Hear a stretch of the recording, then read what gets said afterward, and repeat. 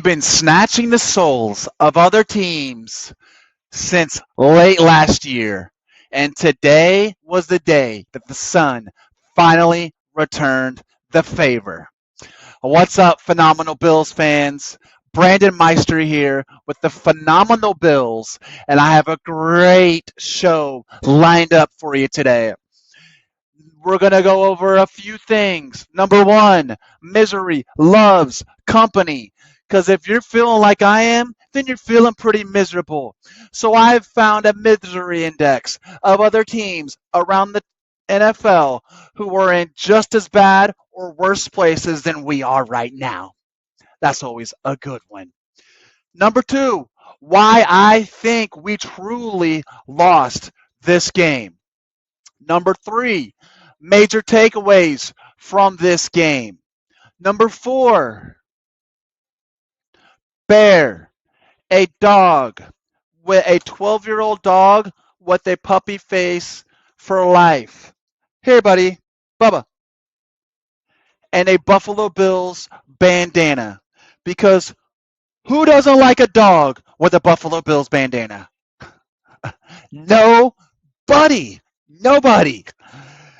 And number five, last but not least, I have found a gift that you can get on NFLshop.com for $6.67 that you can get for yourself, and you can get it for anybody else who's a Bills fan that you know of, and give it to them this year for Christmas. And once you see it, you're going to be like, oh, you know what? That's who we truly are. We are great, and I'm going to go out there and buy that before they're all sold out. So let's get into it. Right off the bat, misery loves company. I like company. I don't like to be alone. So, you know what? The Chiefs lost two. The Chiefs lost two. How good does that feel? They suck. They were way worse than we were today. They looked awful today. And the Chiefs lost two. So how does it feel, Kansas City fans? You're now 2-1 with us along for the ride. Then we got the Los Angeles Chargers, who were a real threat, a really good team, who I thought was going to be our main competition for the year. I thought they'd be better than the Chiefs. And they got blown out 38-10 by the Jacksonville Jaguars. And their quarterback is injured. He's got broken fractured rib cage cartilage. That takes longer to heal than a broken bone. That feels really bad. The Raiders, they were also supposed to be a threat. And they went to 0-3 today. And they're supposed to be good. That's a win. And guess who they lost to? The Tennessee Titans. So that makes our domination over them, 41-7, look that much better. Going over to the NFC, let's see, who was our nemesis for 20 fucking years straight? Tom Brady. That dude lost at home today to the Green Bay Packers 14-12. And when I mean lost at home, I'm not talking about Giselle trying to divorce him. I'm talking about he lost in his own stadium 14-12. And now let's roll on to the AFC East with the New England Patriots. They got absolutely smacked by the Baltimore Ravens, 37-26. Mac Jones suffered tendon and ligament damage. He threw 3 interceptions, and to put the cherry on top of the sundae, he capped off one of his immobile-looking quarterback runs into the end zone with the most humiliating touchdown dance you've ever seen in your life. I cannot reenact his dance because it's so bad, but I will tell you how he put the exclamation mark on it with a little, tease, I can't do it, but he goes, so humiliation. The dude just literally memed himself for life. So every time we beat the Patriots in the future, all you got to do is pull up that 4-second gif of him dancing, or just a quick 1 second gif of him going, "Nice seeing you today, Patriots. We just beat you 47-17. Kicked you out of the playoffs." Good times are rolling. And the good times are always going to be rolling for us and not the New York Jets. The New York Jets lost today 27-12. And the Jets always lose. And here's a pro tip for you for a long time Buffalo Bills fan. For the last 30 years, I've been a Buffalo Bills fan. If you're ever feeling down, or you're feeling sad, or depressed, or miserable, it can be about losing the football game. It can be about life. It can be about getting fired, losing your girlfriend. It don't matter. Just go to Jets post game reaction, and you're going to see a team who is always losing and in way worse shape than we could ever hope to be or hate to be. And then lastly but not least, the NFL is launching an investigation into Miami's concussion protocol, because obviously Tua had a concussion after he got pushed on his back. When he first got up, I thought his ankles were injured because he was stumbling so bad, and they put him back in the game. So they're under investigation. They're definitely going to get fined for that. So no more cheating, Miami. Come on, people. Stop trying to copy the Patriots. Come on now. And so about my thoughts on like why I think that we lost this game, like why I think we truly lost this game, is I do not think the Bills beat themselves. I think the human body did us in. The human body, they're only mortals, people. 50% of our injuries, 50% of our defense was injured before the game even started. And by the time the fourth quarter rolled around, we were on our third string center. And when it came to the home field advantage, Miami was just absolutely more acclimated to their conditions. What this game felt like and looked like was one team playing in 110 degree temperatures with their benches directly in the sun, and the other team playing in 80-degree temperature with their benches in the shade. And despite all of that, we barely lost. We still barely lost. They had to win in the fourth quarter with half of our team on the bench suffering from heat exhaustion because Josh Allen skipped a ball to Isaiah McKenzie because his hand was injured.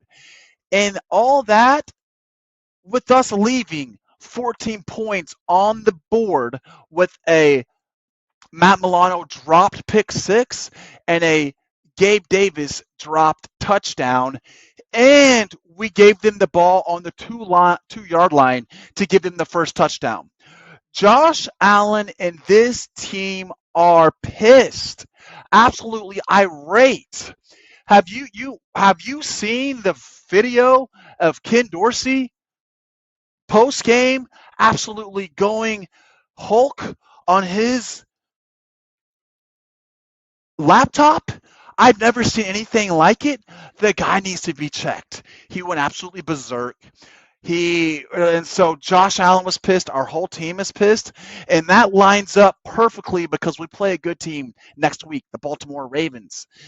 We need to be at the top of our game, going lackadaisical in like we're the bee's knees, the greatest thing since God's gift, like the Miami Dolphins practically called Josh Allen is not going to beat the Ravens. We need a serious head check for this next game, and it's better that the Dolphins give it to us because they're not going to be in competition for home field playoff berth.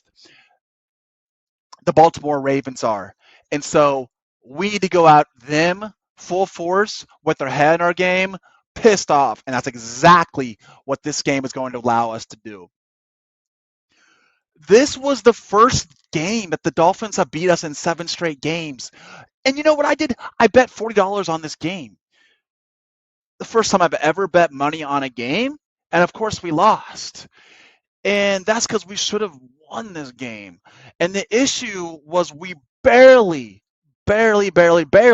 went after the big strike plays. And that's maybe because Josh didn't scramble neuter them early enough in the game to put fear and doubt and loathing in their cornerbacks' heads. So they had no respect for our running game because they couldn't run the ball. And if Josh isn't threatening to run the ball early in the game, then the DBs aren't gonna respect it.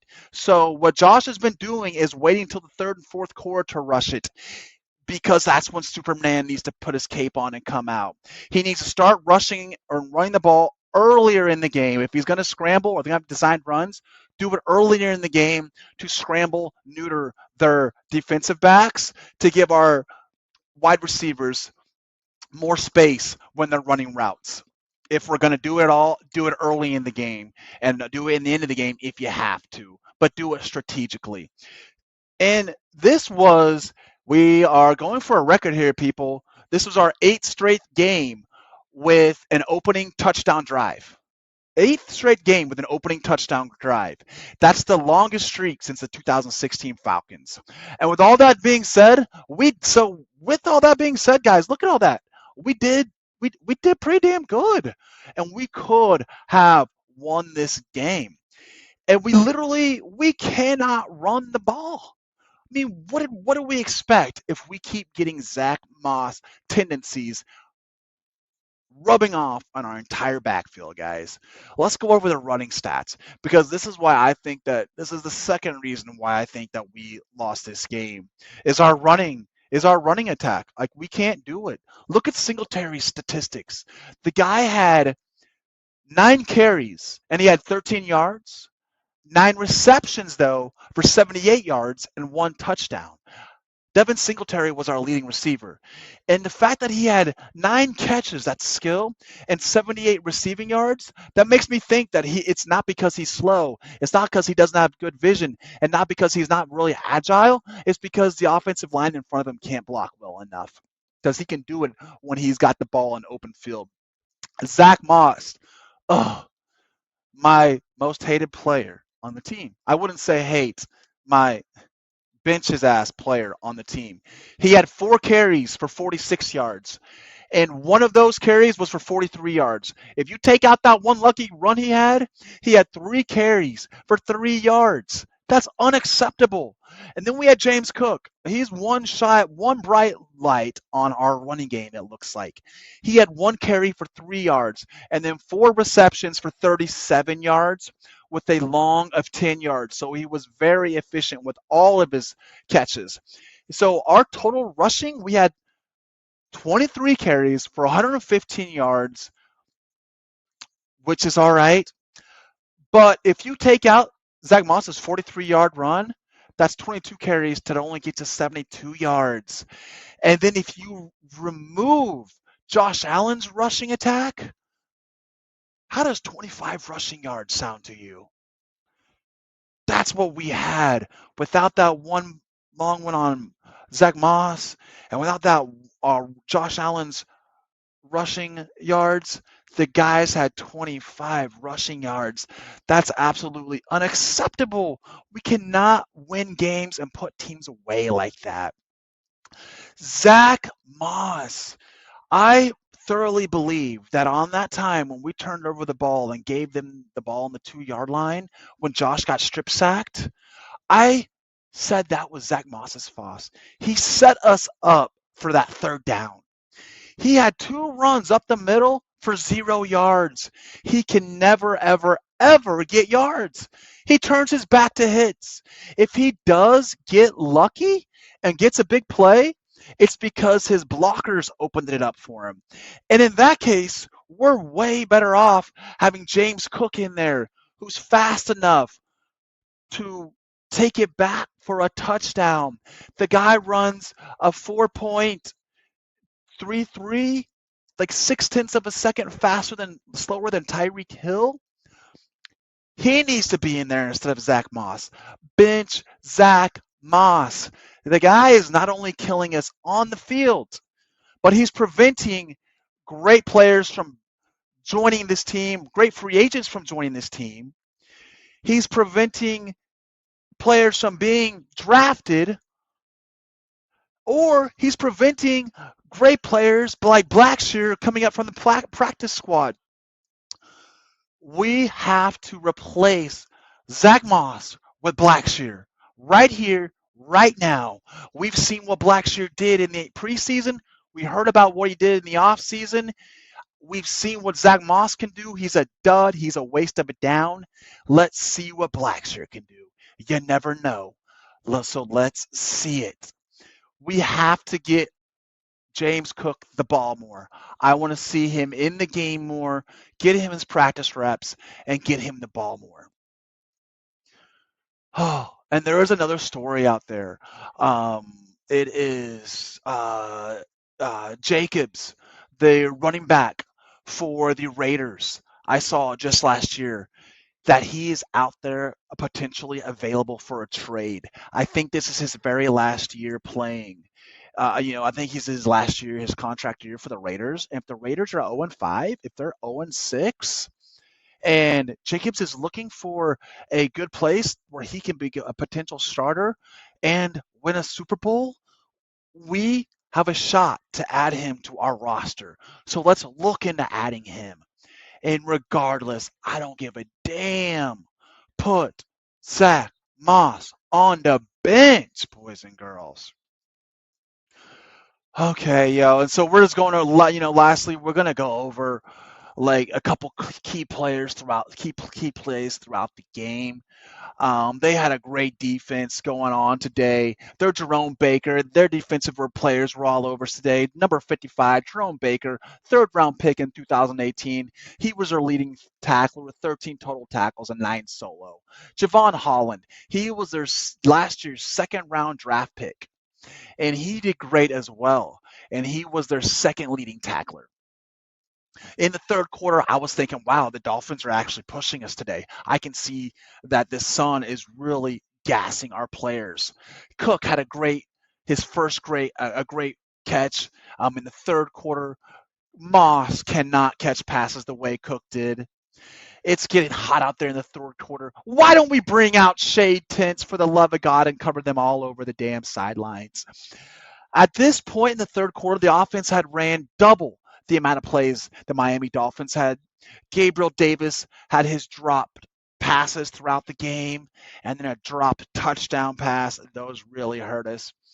And then in the fourth quarter, we had our 6'8" giant, Greg Rousseau, with a second sack and a beautiful stick tackle with Matt Milano. Third and 22, the Dolphins, they needed a bomb and they got it. They got it. That was their one big play.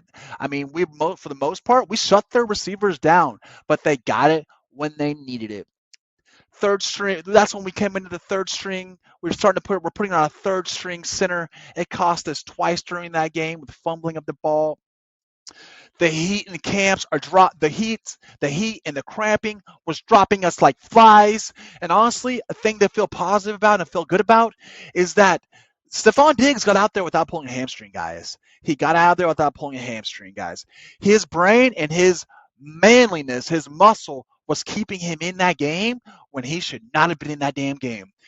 That heat can cause hamstrings to be pulled. And the fact that we got him out of there alive and healthy is a blessing.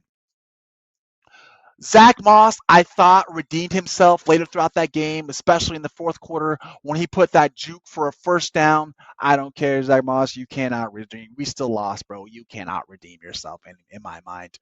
I was thinking the game was over, and then they kicked the ball into their own guy's ass for a safety with a minute and 25 seconds left in the game. We're going down. I'm thinking we have it easy. We should be able to get this. But I think at that point in the game, Josh Allen's finger was hurt. We had that final pass to McKenzie, and in the touchdown, we had a chance to get it, and Josh throws an E.J. Manuel skip pass to him, and that was clearly when Josh Allen's finger was injured. So close. And Otherwise, we normally win this game, guys. Look at all the chances we had to fucking win, and look at the walls we had to go up against, and the different tribulations we had to fight through. And all this game is going to do is make us stronger for the goddamn Ravens who are coming up. Final pass to McKenzie. The first time I saw that pass to McKenzie, I was like, McKenzie lost us the game. McKenzie lost us the game. But then I saw the replays on it, and guys, it looked like McKenzie, he was too far away. There was a defender in between him and the sideline, to where even if he would have ran straight to it, the guy was in his way and would have tackled him. He had an angle on McKenzie. So we can't blame it on McKenzie. Like I said in my last video, McKenzie, put him in your fantasy because he was going up against an undrafted free agent. McKenzie went off today, like I said that he would, and got 18 to 22 points in fantasy this week, today. Great job, McKenzie. So in the good news, also be grateful that Josh Allen has awesome commercials. He has a great Gillette commercial and a hilarious Lay's and Fritos commercial. And so that's the end of the show, guys. But I do want to show you the gift that I got at NFL.shop.com for $6.67. And it is this. And this should remind you of what we're capable of, guys. This is Josh Allen doing what God sent him here to do. Win Buffalo a Super Bowl, and he makes it painfully obvious by letting him leap another Chiefs player, one of our main rival, while flexing the football on top of his shoulder. This is $6.67 at NFLshop.com. Go out there, grab it before they're gone, and give it to your friends and family as a great Christmas gift. All right, guys, I'm out of here. I just want to ask you guys to like, comment, and subscribe. All you got to do is press that like button. And then if you do like the video, because I'm going to be doing more, share it with people. And then subscribe as well, because I have a ton of fun doing these videos with you. And I'm not going to stop. It could have been hard for a lot of people to come out here and do a game, post-game, after they got their souls ripped out of them like that. But not me. Not me. That don't even fade me, because I see the positive sides of what we did. I know there's some areas that totally piss me off, but I know how great our team is, what we're truly capable of, and how that put us in the right direction coming up against a better team, the Baltimore Ravens. All right, guys, I'm out of here. Last time, like, comment, and subscribe for me. And Bear, we love y'all. Go Bills.